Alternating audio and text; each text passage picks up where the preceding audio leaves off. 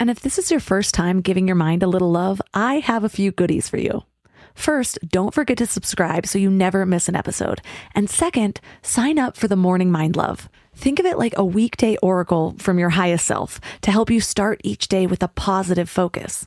Plus, you'll get 2 gifts absolutely free: a 30-minute binaural meditation and 30 days of journaling prompts to help you remember who you truly are. So join over 9,000 people and go to mindlove.com to sign up. Welcome to Mind Love, episode 273. Today's episode is all about the power of knowing when to quit. We just don't like to quit things until we know there is no other choice. But the problem with that is that it's a question of what's the quality of life? Is this really worth considering and thinking about? If you were looking at somebody else who was in that position, what would you be counseling them to do? The problem for us is that when we're in the decision, when it's our decision, it's very hard for us to see it that way. And what we think about instead is, but what if I didn't need to do that yet? We want to butt up against that certainty. So in some ways, you would have more peace of mind if you kept going until your dog was actually having seizures, because then you would know. The problem is that that's too late. That's stopping too late. Turn up your frequency with Mind Love. Bite-sized brain hacks for seekers, dreamers, and doers. It's time to give your mind a little love with your host, Melissa Monti.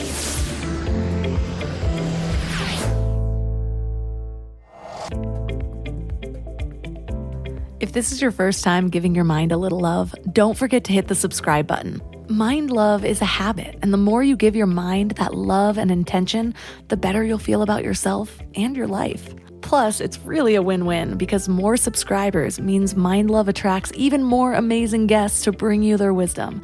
So don't forget to subscribe. We've all heard it before. A quitter never wins and a winner never quits. And sure, there's some truth in that. A lot of people give up on their dreams way too early, or they don't start at all. But is it always true? What if I told you that quitting is actually one of the biggest keys to success? There's a difference between quitting and giving up. Quitting is strategic. It's knowing when to walk away from something that isn't working. It's knowing when to move on to something better. Giving up is different. Giving up is giving in. It's giving up on your dreams. It's giving up on yourself sometimes. Fun story, I actually dated a gambling addict for a few years. Some of the worst and weirdest years of my life. Well, he used to just hand me $100 bills so that I'd leave him alone to waste his money and also his life. Well, at first, I'd use the money for the spa or to pay my bills, and it seemed like a win-win. But before I knew it, I was spending hours in the high-limit room just pumping hundreds into 5-play dollar video poker machines, waiting for the free food bar at 5. Turns out it is super easy to spend thousands of dollars on nothing when the money is not yours. Well, there's a pretty well-known psychological phenomenon when it comes to gambling. You always feel like you're just on the brink of winning. But I've put $700 in this machine. It has to hit eventually. When you're not in it, it sounds a little crazy, but this actually happens in many areas of our lives. We stay in relationships that we know aren't working. We stay at jobs that are sucking the life out of us. We stay in situations that we know we need to walk away from. So why do we do this? The answer is simple. We're afraid to quit. We're afraid of what will happen if we walk away. We're afraid of the unknown. We're afraid of failure. But here's the thing. The only way to find success is to be willing to fail. You have to be willing to walk away from something that isn't working. You have to be willing to take a risk. You have to be willing to quit. So if you're feeling stuck, or if you're feeling like you're just spinning your wheels, ask yourself, is there something that I need to quit? And guess what? You probably already know the answer. We usually have that little nagging voice that we try to ignore. But easier said than done, right? So how do we actually know when the time is right? How do we assess our current situation and strategically determine that we're better off letting go? Well, that's what we're talking about today. Our guest is Annie Duke. For 2 decades, Annie was one of the top poker players in the world.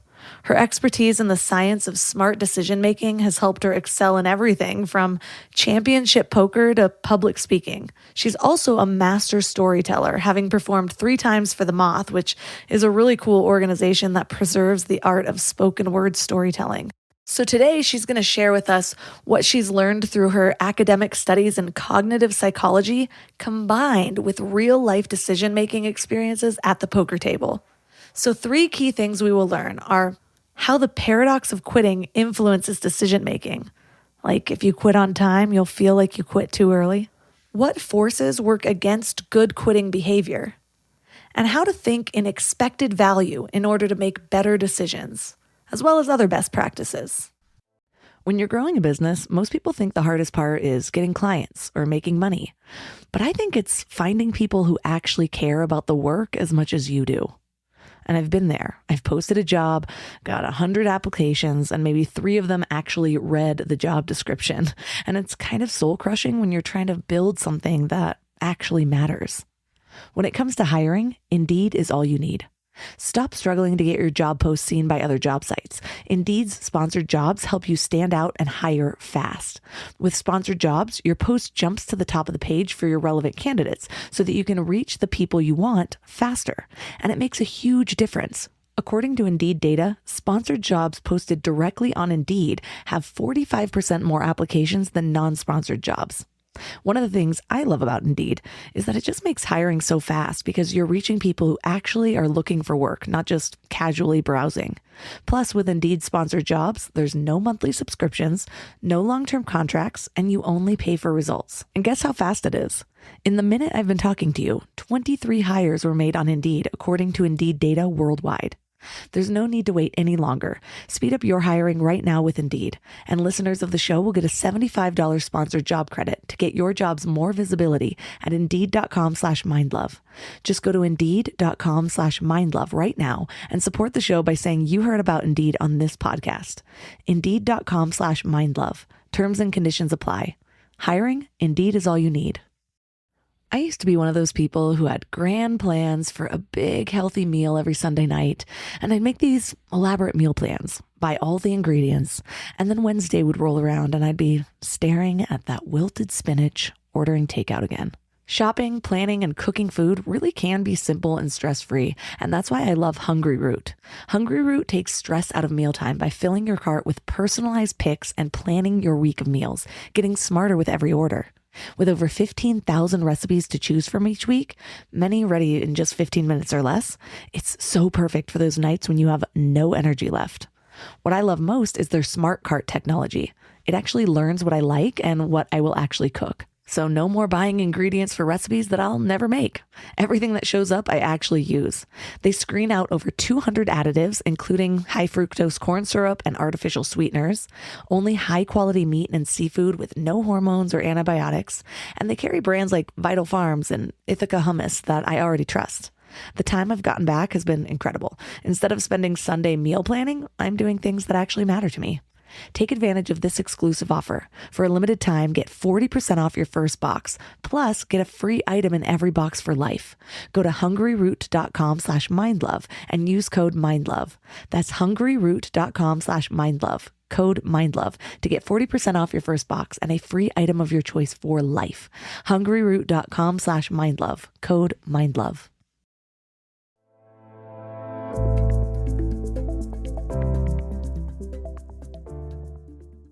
And now let's welcome Annie Duke back to the show. Well, thank you for having me back. So last time you were here, we talked about how to decide. And now we're talking about knowing when to walk away. What inspired this new topic? When I was writing my last book, How to Decide, I was thinking about how valuable the option to quit is, mainly because when you decide things, which is a lot of what I've written about and thinking about on how to decide, you know very little in comparison to everything there is to be known. I mean, like, Melissa, I'm sure that you've had that feeling of, I wish I knew then what I know now. Oh, yeah, 1,000 times. Yeah.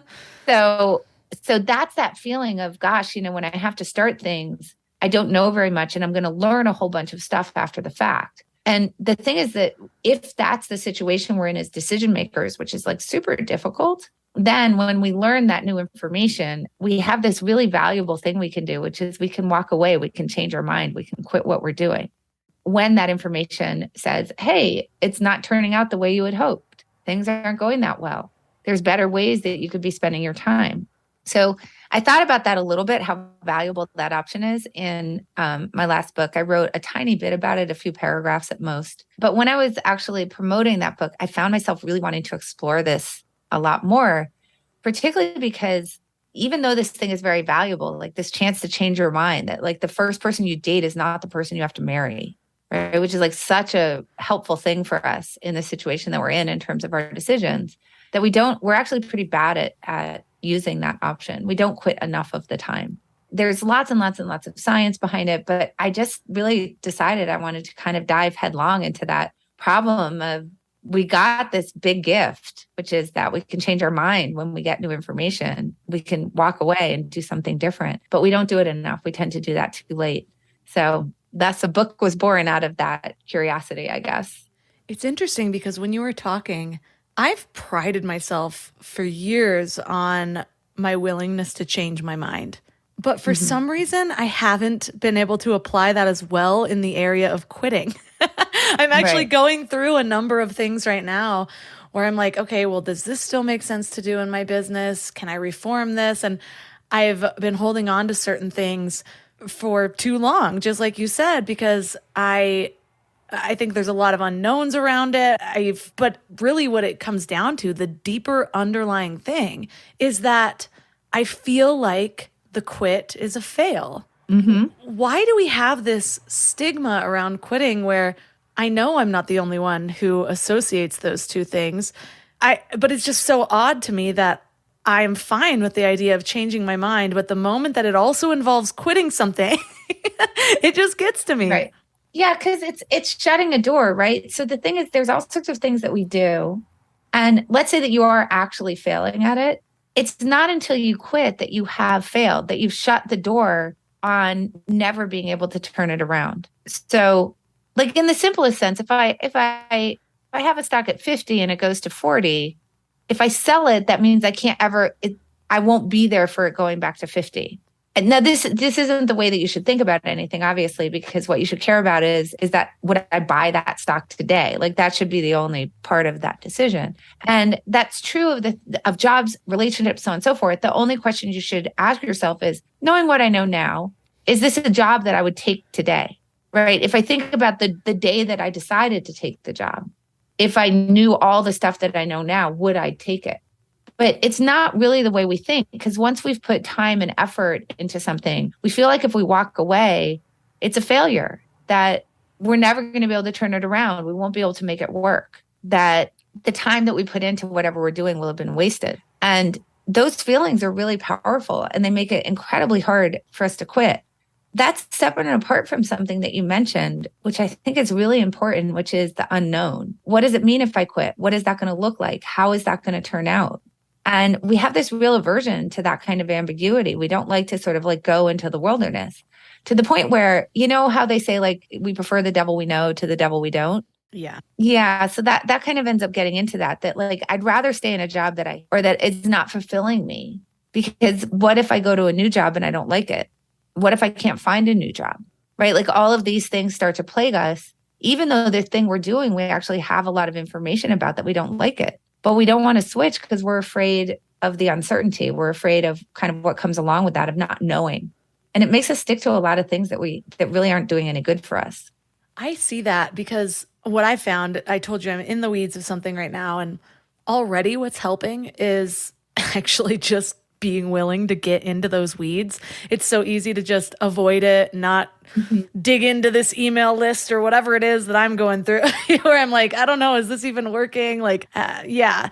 And so now I'm actually seeing the numbers and getting more data rather than just sort of knowing this thing over here isn't the best and I want to reform it. I don't know what I'm going to do with it.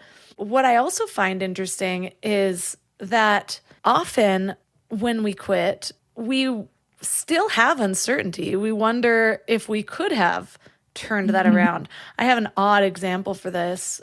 Earlier this year in May, my dog of 15 years passed and I had to put him down. And honestly, I kept being told, like, it's better too early than too late. I started getting really terrified that he was going to like start seizing and we wouldn't be able to do anything at that point. But it's such a hard decision to make. Yeah. And I swear to you, since I put him down every day, I wonder if I did that too early or if that was the right decision. It's so hard. And I have to tell you, this is part of the problem, is that when we're already on a path, right? Like with your dog, you already have your dog, as part of your life. We think much more, like we're so worried about a couple of things. One is like the what ifs, right? Which is what you're describing. Maybe I did it too early. Maybe he could have hung on for another 4 months and maybe I gave that up. In the same way, actually, that like, think about it like this way, like, why is it that people will continue like climbing up Everest even in the middle of a snowstorm? Because if they turn around, they're always going to wonder, what if I kept going? Maybe I could have made it to the summit. So that's incredibly powerful. That desire for certainty that we have, it's like a siren song saying, I want to know how it would have turned out. So what ends up happening, and this is something really insightful that Richard Thaler told me, who's a Nobel laureate in economics. What he said was, we're not willing to quit until it's really no longer a choice. That's when we're actually willing to quit, is when it's not a choice anymore. And what he meant by that is that, and it's what you're feeling, is that you feel like you put your dog down at a point where maybe he could have had a little more time. That's really hard, right? And it's true for something like that just as much as it's true for, like, we don't want to turn around on the mountain until we don't have a choice. We don't want to quit our job until we know for sure there's no turning it around, because we're not getting out of bed and we've used all our sick days and we've used all our vacation days trying to avoid going into the office. We just don't like to quit things until we know there is no other choice. But the problem with that is that, it's a question of, like, in the case of your dog, it's a question of what's the quality of life? Is this really worth considering? And thinking about if you were looking at somebody else who was in that position, what would you be counseling them to do? And what I'm guessing is that in that situation with a dog that was that old, with the recommendation of the vet, knowing what all the possibilities were, suffering, that you would say you should put them down. The problem for us is that when we're in the decision, when it's our decision, it's very hard for us to see it that way. And what we think about instead is, but what if I didn't need to do that yet? We want to butt up against that certainty. So in some ways, you would have more peace of mind if you kept going until your dog was actually having seizures, because then you would know. The problem is that that's too late. That's stopping too late. So, I mean, hopefully that will relieve you of some of the what ifs. I don't know, but it's a very heartbreaking example of how we need to be sure before we're willing to walk away. But when we're sure, it's long after we probably should have. That does make sense. And that is what I've been told. Connecting it to my own emotional system is more difficult than actually seeing the logic of it. But there's another layer to this. You talk about how we're actually really poor at calibrating our grit and quit decisions. And in particular, when the world gives us bad news, we tend to persevere too long. But when we get good news, we tend to quit too soon. Can you go deeper on that?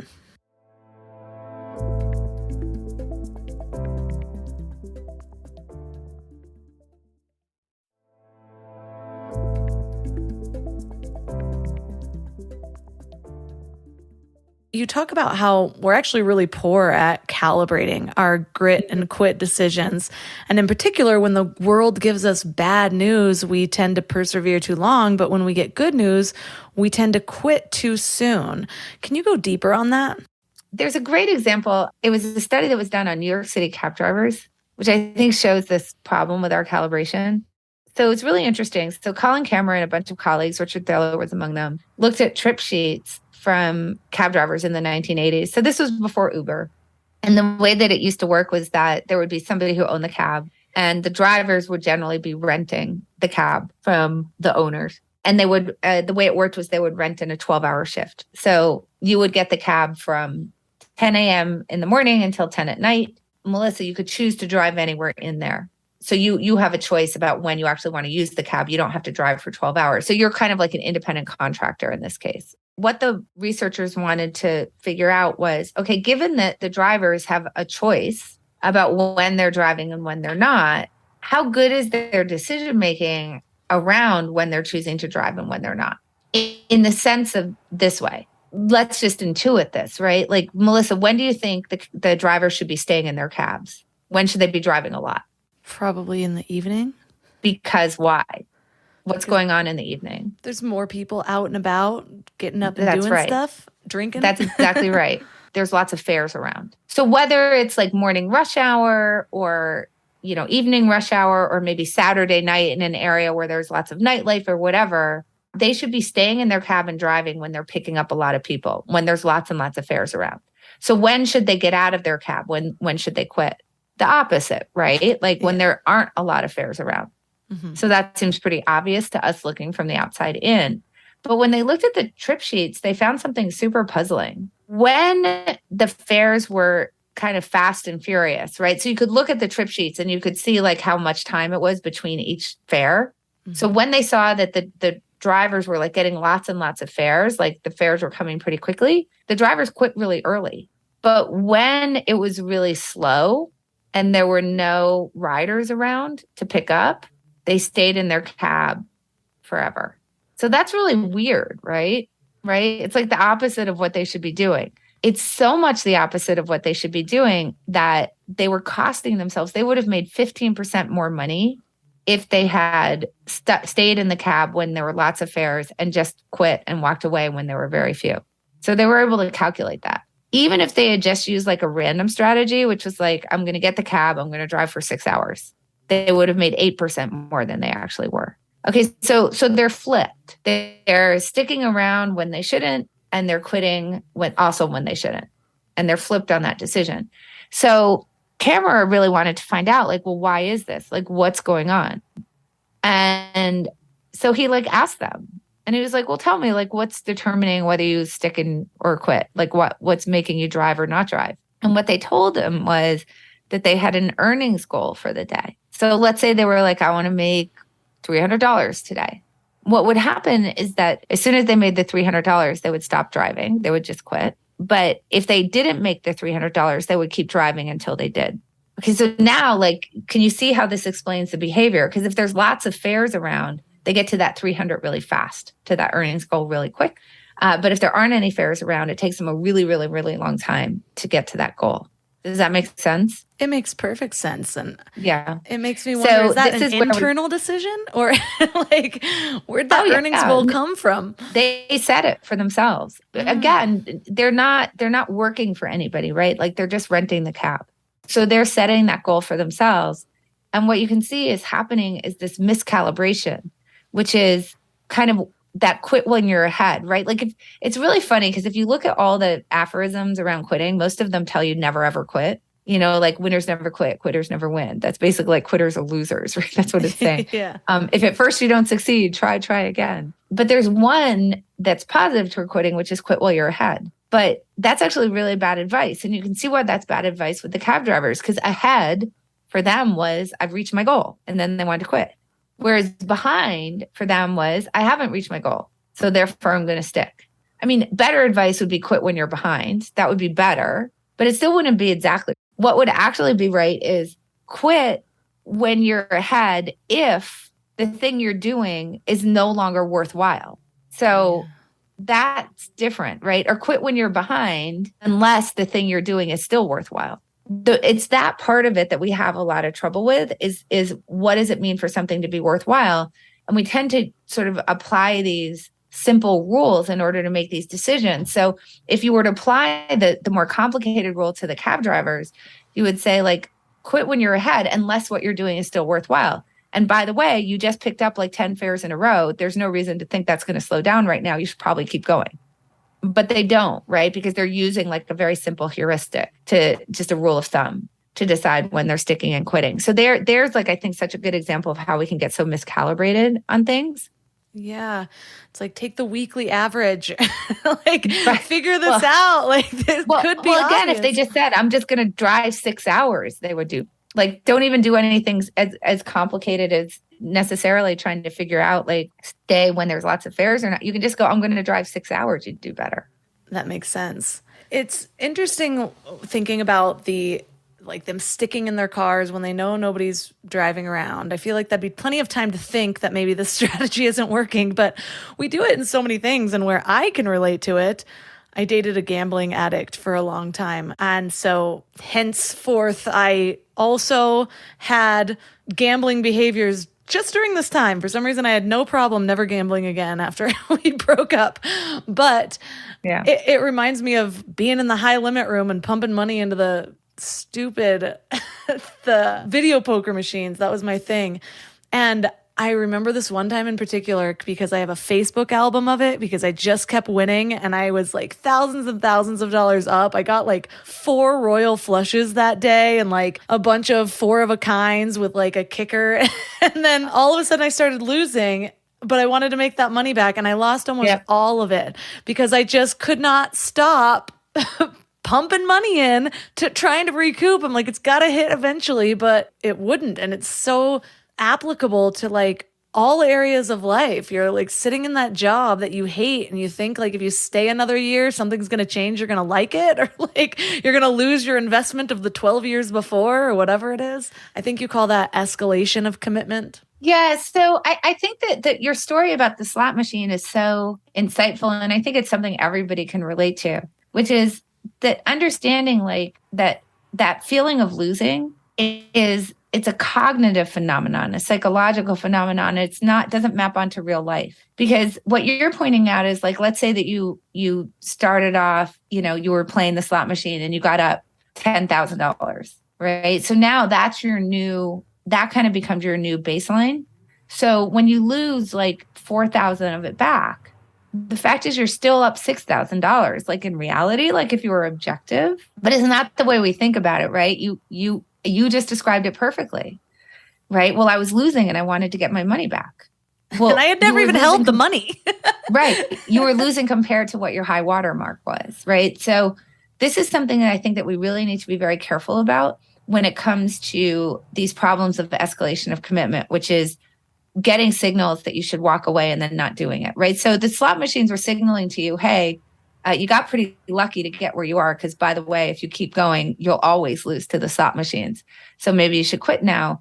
But from your perspective, like, no, I'm going to keep going because I want to get back what I've lost, except that you hadn't actually lost anything, which I think is really interesting, right? So I'll give you like an example that I think might feel kind of similar to you. You can tell me if it does or not. And it actually relates even to the cab drivers, right? Because you want to sort of finish at that 10,000. You don't want to have lost what you already sort of had gained. So there's this wonderful story. And I think this is very similar to your story of Siobhan O'Keefe. I wouldn't say a wonderful story. Let's call it a kind of surprising and somewhat alarming story of Siobhan O'Keefe, who was running in the 2019 marathon. And on mile 4, she starts experiencing this kind of like bad pain in her leg. And then on mile 8, her fibula bone snaps. So she like literally breaks her leg. Now, tell me, do you share the intuition that I do that if I were running that race and I broke my leg on mile 8, I would stop running? Yeah, I don't think that'd be a question for me, but. Right. Well, except that it should be a question for you because she did keep running against medical advice. She kept running and in fact finished the marathon. Oh my God. Right. So, and by the way, just in case you think that she's like an odd duck, there were 3 other people who broke like an ankle or something in that same race who finished. And if you just sort of Google like broken bone, finishing marathon, you'll be surprised. This happens all the time. We as humans are much more like Siobhan O'Keefe than we think. Now, first of all, let me just ask you something. Like, I want you to be honest with me, Melissa. When you hear that story, isn't there part of you that's like, wow, what a tough cookie? I kind of wish I were that tough. I think the me 5 years ago would have, but yeah. The older I get, the more I'm like, I'm not screwing up my body. Like, there's no way. I'm so careful with this machine.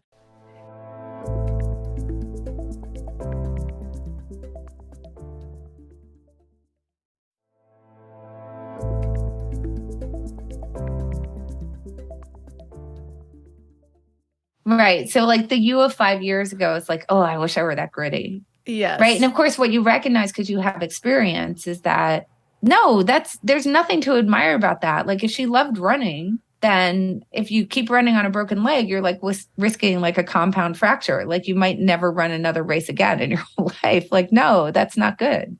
So the question is like, why did she keep running? And it's a little bit the same problem as why did you keep playing that slot machine? And the answer is because there was a finish line. So even though she had run 8 miles more than zero, so like objectively, she had accomplished something, she was short of the finish line by 18.2 miles. And that would be true. Like, imagine how sad you'd be, Melissa, if you ran 20 miles of a marathon and for some reason you had to stop. So we can bring it back to like your dog, right? Like you'd be sad. And then wouldn't you also be wondering a little bit like, but what if I had kept going? Could I have done that extra 6.2 miles? Yeah, Don't you think you'd be left with those feelings of what if? Because for some reason, I can understand, like, I don't think I would partially summit Everest and stop and go back. I just don't know if I would. I don't know. It depends how cold I was. I really don't like the cold. I don't think I'd sign up for it in general, but I can see where that is. For some reason, a marathon doesn't hold that weight to me. But the moment that I've invested that, the training and everything, like when I see people having to drop out of the Olympics and things like that, I am pulled where I'm like, oh my gosh, all that training. So yeah, I think it's just that because the marathon isn't personal to me, it's harder to be like, why are you still running? But the moment that you invest in it, then it is personal to you. So that's exactly right. So like, and I think you can feel that, right? Like, because you're not a marathon runner, it probably doesn't feel as weird to stop on mile 8. But if I told you, what if you stopped on mile 22? Because then you're so close, right? Yeah, I might hobble it over. If you had to quit, wouldn't you be left with the same what ifs? Yeah, I think I would have ran on that. Maybe I just wasn't tough enough. Maybe I should have kept going. Yeah. So, but how silly is that? Because you ran 20 miles or 22 miles, right? That's way more than zero. The problem is it's the slot machine problem, is that we don't count the 22 miles that we gain. We count the 4 miles or whatever that were short of the finish line. And that was what was happening to you in the slot machine. You weren't counting that maybe you were up 6,000 from when you sat in the seat. You were counting that you were down 4,000 from what your high water mark was. And immediately you set a finish line for yourself. As soon as you hit the high water mark, let's say you were up $10,000. I don't know, I'm making that up, right? But let's say you were up 10,000 or 1,000 or whatever it was that you were up. That now becomes your finish line. It becomes your new baseline. And anything short of that is going to feel like really bad. It's going to feel like you failed. And you're not going to want to walk away from it. And I think that you brought up something that's really important because you had an intuition, right? Which is what feels worse? Sort of decide, like never thinking you want a marathon, never trying, never running a mile of a marathon because you never tried, or deciding to train for a marathon, starting the race and having to quit on mile 20, which feels worse to you? Yeah, the second one. Right. But that's weird because in the second one, you ran a lot.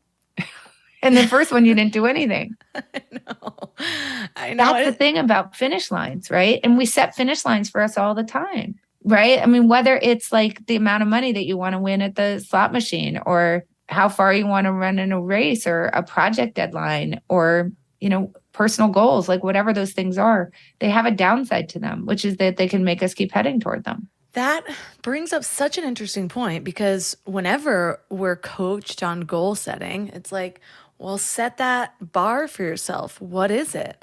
And so if that's what we're sort of told to do, that's what we think makes a successful goal setter or anyone who succeeds in anything, then what is a better way to set a goal so that we don't get caught in some of those cognitive traps? Yeah. So, you know, I mean, so here's the rub, right? I'm not talking about like goals that are sort of broad. Like I want to be a nicer person. I want to feel fulfilled in my life. Things like that. Those things are not going to cause these problems. It's the goals that are associated with a specific endeavor that we've entered into where the goal itself is quite specific, right? Which is like the case in a marathon. But this is where, if you're familiar in business with like objectives and key results, OKRs, or key performance indicators, KPIs, these kinds of things. Like this idea of goal setting is very popular, that they need to be clear, they need to be specific, timelines associated with them, so on and so forth, that's going to help us to achieve what we want to achieve. Super popular idea and not wrong. I just want to be clear about that. Not wrong. I mean, as you can imagine, if you're going to continue to run toward the finish line of a marathon with a broken leg, then under other circumstances, it's more likely to motivate you to keep going, even though you just might be physically uncomfortable or tired or your legs hurt, right? So having that specific goal does allow you to power through the tough stuff for an objective that is often well worthwhile powering through that tough stuff. The downside is that it gets you to do it kind of no matter what, even if you broke your leg. So that's the thing that we're trying to avoid. The way to help you with that is when you set a goal to make sure there's an unless with it. So like in a simple sense, I'm going to run the marathon unless the medical professionals tell me that I should stop. That would be like an unless that you would attach to it. So that would encompass a lot of things like dehydration, broken bones, so on and so forth, right? Where they could tell you, no, like you really need to stop. Then you could say, I'm going to run unless they tell me to stop. Now, in all the cases of people who kept running these races, the medical professionals were telling them to stop. By the way, they ignored them and kept going. Now, part of like, I imagine, like, I feel like when people hear me say that, they're like, but that's dumb, because how is that different than the medical professionals actually telling you to stop, right? Like if you're not going to listen to them in the moment, why does it matter if when you set the goal of running the marathon that you say in advance, I'm going to run this marathon unless the medical professionals tell me to stop? What's the difference between those two things? And it turns out that there's a huge difference between those two things, that there's something about doing it in advance, identifying the signals that might occur in the world that would tell you that you should stop something, and follow, and committing to follow through on that makes you much more likely to do that than trusting yourself to be rational when you get that same information in the moment. So if you enter a marathon without thinking about those things in advance, then when you encounter them, you're more likely to ignore them in order to keep going. And the reason why you're more likely to ignore them in order to keep going is because that's the moment where you have to say, like, I failed. That's the moment where you have to say there's no getting to the finish line. And I know I'm going to have to live with those what ifs that really plague us all. So when you commit in advance, it just makes it a lot easier for you. It turns out it really improves your ability to follow through on whatever it is that you're trying to accomplish. So those unlesses are something that I call kill criteria. So I just say, like, when you start something, implied in starting something is that there's now a finish line involved, right? There's some sort of goal that you're trying to achieve with what you start. And that's all fine and good. But at the moment that you start, you should really set out what those kill criteria are. Like, what are the things that I could see in the future that would tell me that, I ought to turn around? Because you're much more likely to do it than trusting yourself to pay attention to those things when you do actually see them and figuring out what to do on the fly.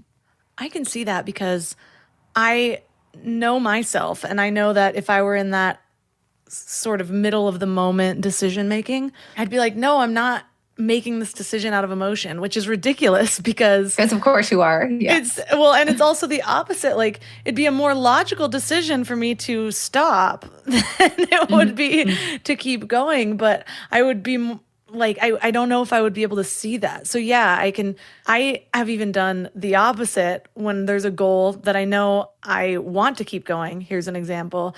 When I set a goal to have a morning routine and have my meditation practice, I create my oh shit plans around that. And it's like, okay, well, if something comes up, then I don't want it to just be a wash, because I also know that historically, say I've done a morning routine and then something comes up one day, then it's easier for something to come up the next day. And then once I've missed 3 days, then it doesn't feel like I have this morning routine anymore. It doesn't even feel like I need to show up. When am I going to restart? I can push that day off forever.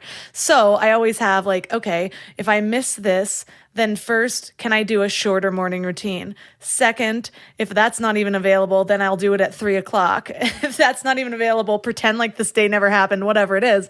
And so it's almost like my plan to keep going. But that is a very low stakes, like, it's for my higher self anyways. I need that revamp time. I already know that it's for, like, there's not a lot of downsides. Like, is this still working for me? I don't think I should meditate anymore. I'm getting in my head too much. Like, that's never been a problem. But I'm Right. curious, when you're creating kill criteria for something like a job, because I know a lot of people struggle with that. It's like, okay, I've invested 12 years in this job. Would you create kill criteria for that, both if you're just starting a new job, and then also, can you still do it if you're just learning this information and you've been in the job a Yeah. decade already? So first of all, what you just said, I think is so important, which is the 12 years you've put into it doesn't matter. And I know that's really weird and kind of hard for people to hear, but it doesn't. You've already put the 12 years in, it's already gone. If you quit, you're not going to have wasted those 12 years. That doesn't make any sense. It already happened. What you should think about is not, I've already put 12 years into it, is the next year that I might put into this good for me in comparison to the other things that I might be doing with that exact same time. And I think that that's something really important for people to understand. And it's a very, very strong cognitive bias. It's called the sunk cost fallacy, that we think that the time that we've already spent in something matters, but it doesn't. I mean, where it does matter is like, if you know the ropes of your job, it might increase the likelihood that you'll have a good outcome over the next year in your job over a new place where you would have to learn new ropes. But notice that that doesn't have anything to do with the 12 years that you've put into it or what you might waste if you walk away. It's just that you may have an advantage in the job going forward compared to other jobs.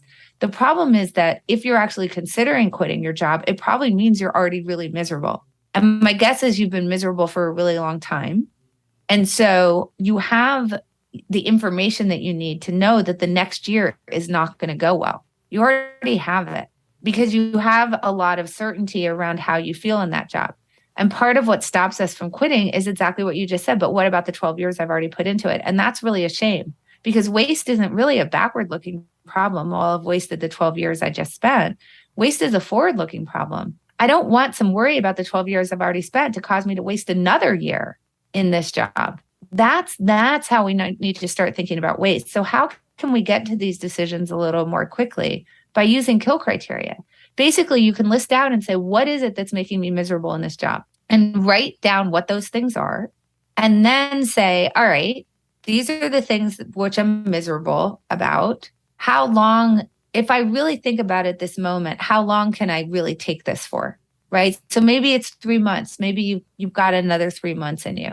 If that's the case, say, all right, so what would I see in 3 months that would tell me that nothing has changed or that not enough has changed, right? So like if you have a toxic boss and they're still toxic and the behaviors are still there in 3 months, like you need to commit that when you see that those behaviors are still there, that you'll walk away. And in addition to that, what you can do is say, well, what could I do to try to make the situation better? That's going to get you to start thinking about inputs.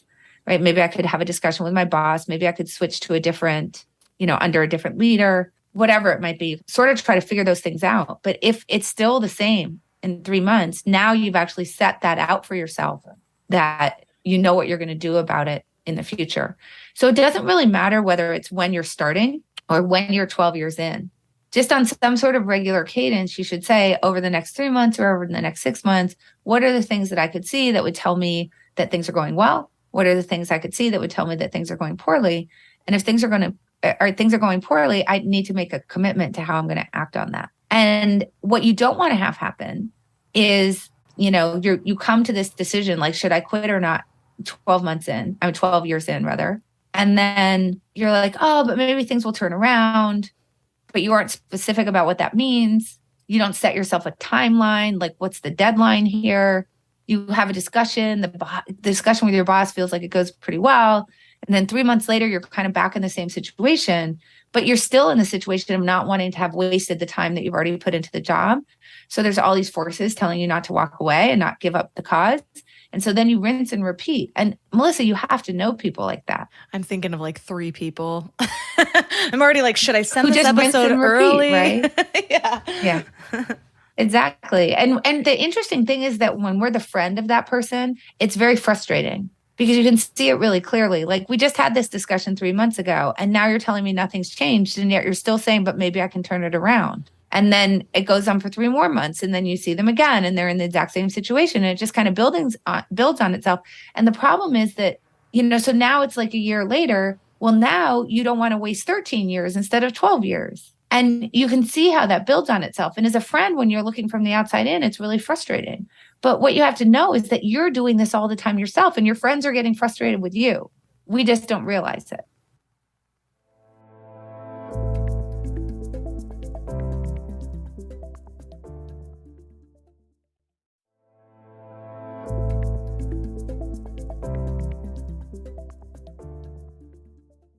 Yeah, it's especially frustrating coaching people through relationship issues where they come back and it's like, okay, I can only hear this so many times where I need to cut it off, let alone I know how you are feeling.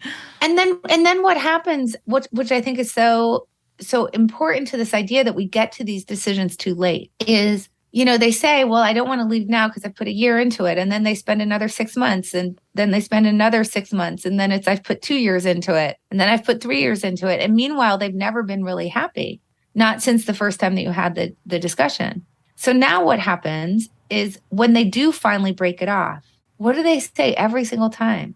After they get over, I wish I'd done that sooner. As soon as they're over the heartbreak, right? As soon as they can kind of see a little bit more clearly because they're over the heartbreak. Oh, I should have done that a long time ago. Like nobody ever says like I jumped the gun. Yeah. Not on something like that. And that's where you're seeing that time and energy that you put into things. And then the other thing, and I bet you hear this, is going back to what you said about the unknowns is, don't they say to you sometimes like, but what if I break up with them and then I don't find someone new? Or what if I break up with them and I start dating someone new and that's not a good relationship? I bet you've heard that before too. Yeah. I mean, everyone's got that fear of, is the new thing going to be as good as this, even though they don't see how crappy the thing they have. But it's even worse than that because often they do. So I had this conversation with this wonderful woman named Dr. Sarah Olsten Martinez. And she was an ER doctor who had been promoted to be an administrator. And so by the time I talked to her, most of her time was spent on the administration stuff. She was only doing 6 shifts in the ER a month. So not too many. And the rest of her time was administrative work. So she had reached out to me because she was struggling with a quitting decision. I think she had heard me on a podcast, maybe like, at that point where I was working through the ideas for the book. So she thought maybe I would have something to say about quitting because she had another job in the offing. So I said, sure, like, I'd love to talk to you. I mean, because I was writing a book on the topic. And so we got on the Zoom and she's describing her work to me. And it's everything is like, and then I'm really unhappy and I'm really unhappy. And the main reason she was unhappy was that her work was impinging on her family life too much. Like the administrative work, unlike the ER work, was 24/7. So it's always like emails and phone calls. And she was like staring at her phone instead of like interacting with her small children. And it was making her totally miserable. And it was also clear from the conversation that this had been going on a long time, that it wasn't just like she was miserable the last month. She'd been miserable for over a year, like 2 years, like a long time. So I hope you can imagine, I was a little confused. And I'm like, well, what? She's so unhappy. Like, why is she reaching out to me about this quitting decision? So I said to her, well, so I'm just wondering, like, what is it that's holding you back from taking the new job? And she said, well, what if I hate that job also? Like, what if I'm miserable in that job too? And I said, oh, like a light bulb went off for me. So what I asked her was, well, let me ask you a question. Like, imagine it's a year from now and you've stayed in the job you're currently in. What are the chances you're going to be happy? When I talk to you in a year. And she said, well, 0%. Like, I already know I'm really unhappy already. I don't think anything's going to change. I don't think it's going to get better. So 0, like, I'm not going to be happy in a year. And I said, okay. So I know you're afraid that maybe if you take the new job, you won't be happy either. But like, what are the chances of that? Like, it's a year from now, you're in this new job. What are the chances you're not happy there? She said, well, I don't know. I haven't done it before. I said, well, just take your best guess. She said, I don't know, like 50-50, like maybe half the time I'm happy and half the time I'm not. And I said, well, is 50% greater than 0?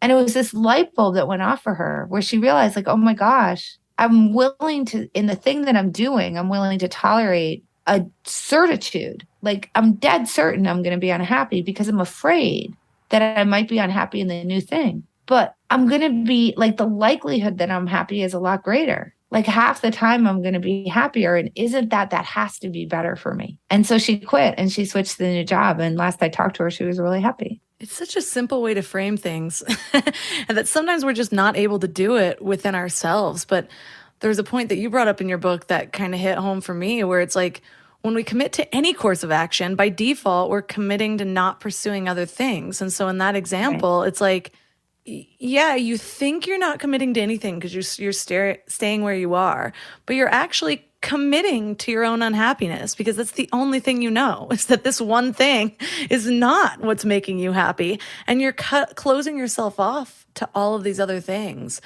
But I guess the final question I'd like to ask around that, though, is I do know that so often the things that people commit to is wrapped up in their identities, whether it is Mhm. their relationship and they've got a big circle of friends and everyone knows them as Janie and Joe together, or it's their like the business that they started that secretly isn't really working, but nobody sees that, or whatever it is, it's becomes who they are.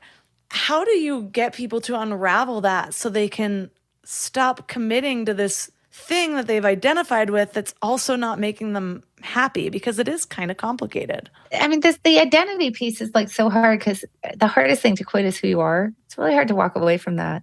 And, we have certain beliefs that define us. And in particular, there's kind of two things that cause a belief to really define us. One has to do with a group membership, because we really, like, a lot of our identity is tied up with the group that we belong to. But then also it's the people that we're distinct from. So when we have a belief that makes us stand out from the crowd, it's also very hard to walk away from it. So, so we get kind of wrapped up in like our beliefs kind of create who we are, or the things that we do, which, like, one of the things that Sarah Olson Martinez said to me was like, but I'm an ER doctor. Well, as opposed to like, I practice medicine, right? I'm an ER doctor. And so she was really worried if she walked away, like, what does that mean for me? Am I still the same person? So it's very, very hard for all of us. When we think about cults, for example, I think most of us are very confused as to why people hold on to their beliefs within a cult when there's like obvious evidence that those beliefs aren't true. And this thing about how identity really impedes walking away from things really shed some light on that. There was a very famous case of a cult called the Seekers from 1954. They were a doomsday cult. They believed that aliens from the planet Clarion were going to wipe out humanity by flooding the earth, but they were going to rescue the true believers. So there was going to be like a spaceship that came down and like rescued the true believers. And those true believers were the Seekers, which was this cult that was founded by a woman named Marion Keech. So there was a psychologist who caught wind of this. His name was Leon Festinger, and he and his colleagues like infiltrated the cult because they wanted to understand like what happens when the aliens don't come. Remember, it was a doomsday cult, so they had predicted a day that this would happen. It was, I think, December 20th, 1954. And that is when this was going to occur. So they wanted to be around for that, the psychologists, because they wanted to understand, like, when that doesn't happen, do they all just leave or do they stick around, right? Like, that was the question. So they're there, and the clock strikes midnight, which is when the aliens were supposed to come and rescue these cult members. And the thing is that almost, very few, I think there were maybe two members of the cult quit, but everybody else stuck around. And not only did they stick around, but they really escalated their commitment to the cause. In other words, the people who were a little bit more lukewarm on the cult before became much more zealous in their beliefs about the cult. This was after, like, it was demonstrated to them that the beliefs weren't correct. But how do you walk away from that? You've probably like disowned your family. You've given away your worldly goods. You've staked your whole life on the idea that this cult is true. You've done things that from the outside look very silly based on this belief. So if now all of a sudden, just because it was disproved, like how do you go back from that? That's really hard.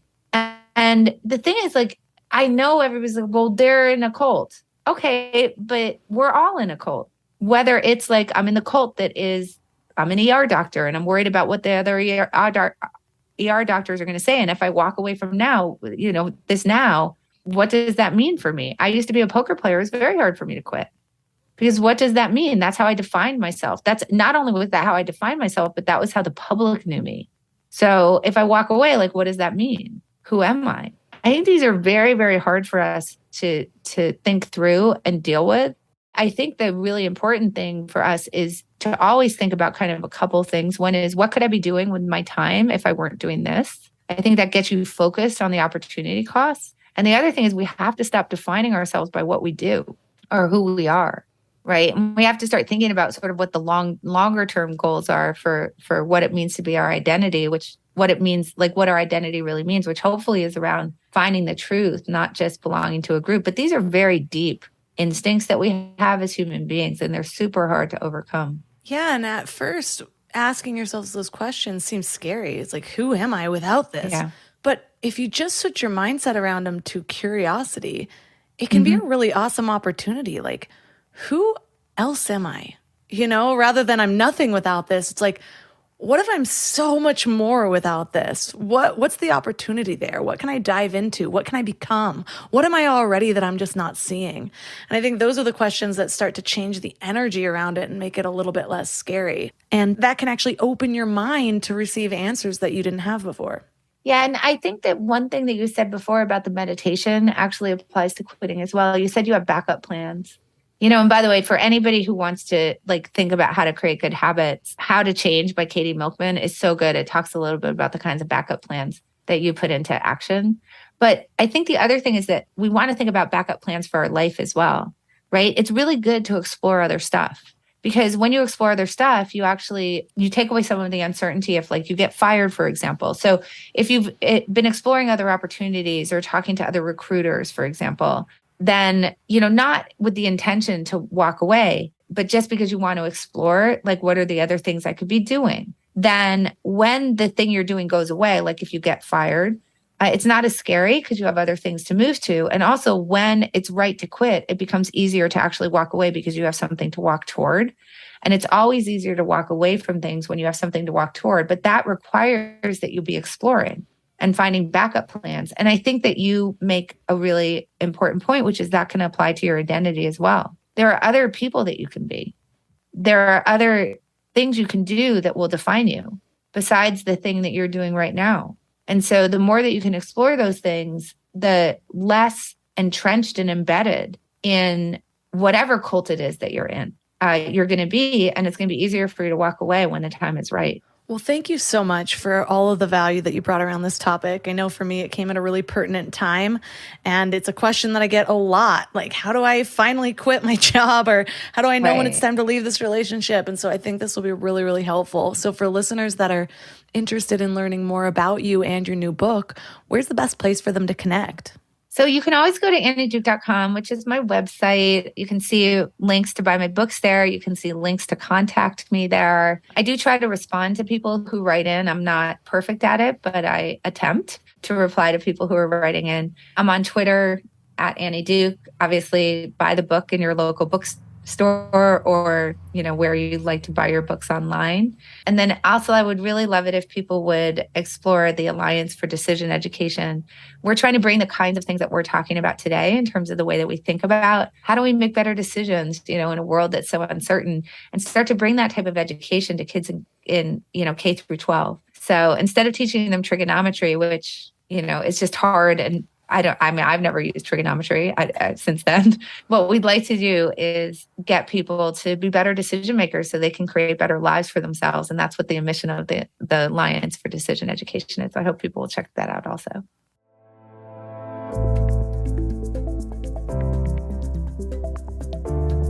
All the links for this episode will be at mindlove.com/273. Your challenge for this week is to first stop ignoring that nagging voice. You don't need to quit something just yet, but listen to it. Lean into it. Ask it what it wants. You might already know, but I've found that when I actually give stillness to this, give a little space for my inner knowing to speak to me rather than just trying to block it out or talk myself out of it or move through life like it's not saying anything at all because what it's saying feels too scary, I find out things about myself. I find out things about what I actually want. Sometimes I even find a deeper desire lying underneath the surface. So your challenge for this week is to not only give that space, but create that backup plan that Annie was just talking about. Even if you're just act like you're playing with a new idea. Like, what could you do instead? What if it was ripped out from under you and you didn't have a choice in the matter? What would you do then? The more time you spend brainstorming things like this, the less scary quitting will actually be. Because usually that security that we think we have in it, whether it's a bad relationship, a bad job, a bad investment, whatever, it's not real security at all. You're actually just tormenting yourself sticking with something that you don't like. What kind of security is that? You're already living one of your worst case scenarios with maybe one perk. Like maybe it's the money or the fact that you don't have to move out or you don't have to make another plan. But all you're doing by each day that you stick in this is proving to yourself that you're not the kind of person that takes actions on what you really want. So let me know how it goes. If you need a little pep talk, reach out to me on Instagram at MindLoveMelissa. You can support Mind Love by supporting one of my amazing sponsors, which are all listed at mindlove.com/sponsors. You can also join Mind Love Premium at mindlove.com/premium, where you get a whole backlog of exclusive episodes, over 50 of them that are only available for premium members, plus meditations, early release, ad-free listening, and other bonuses. And if you want to be my very best friend and possibly have your name mentioned on the show, leave a 5-star review on Apple Podcasts or on Spotify. And that's all for today. So thanks for giving your mind a little love today, and I'll see you next time. Thanks for tuning into Your Higher Frequency with Mind Love. Head to mindlove.com for a free gift to keep your vibes up until next week.